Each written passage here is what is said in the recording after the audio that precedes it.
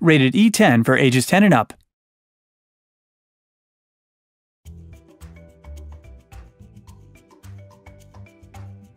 You know, there's really not been an adventure platform game like this in a long time.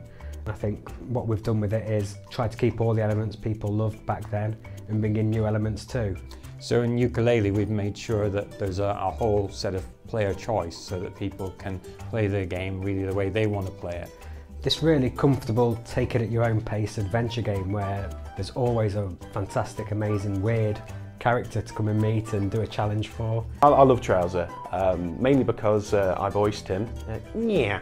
I saw his conception on Gav's post-it note with his little fez. Steve Mails evolved the character into what he is now, but there's just a certain brilliance behind him. Okay, so one of the more interesting and unusual looking characters, and we've got plenty of those, in Yooka Laylee is Vendy. So she's like a kind of a living vending machine. And she actually controls one of the more important systems of the game, the Playtonics.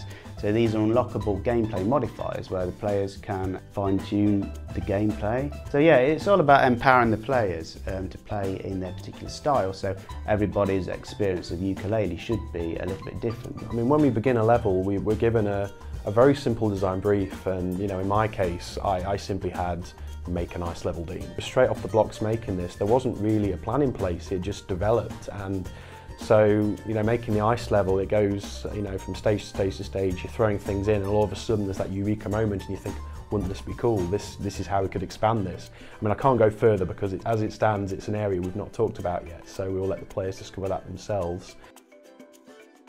Because in the 90s the hardware was weaker, you couldn't do so much on the screen, so we used the music a lot more to kind of create the atmosphere, while now you get a lot of situations where it's trying to really put the player in the moment.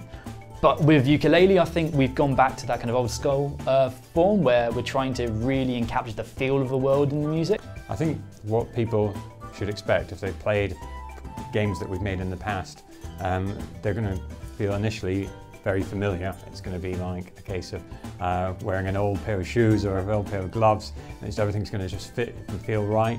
That's what we've seen when people have picked it up so far and they've gone, hey, I've pressed this button and it did exactly what I expected it to do, and that's kind of something that we look to try and do, is make sure that we didn't try and do anything that was completely unexpected, but we've also improved in certain areas where we thought things could be enhanced and improved and made kind of more up to date.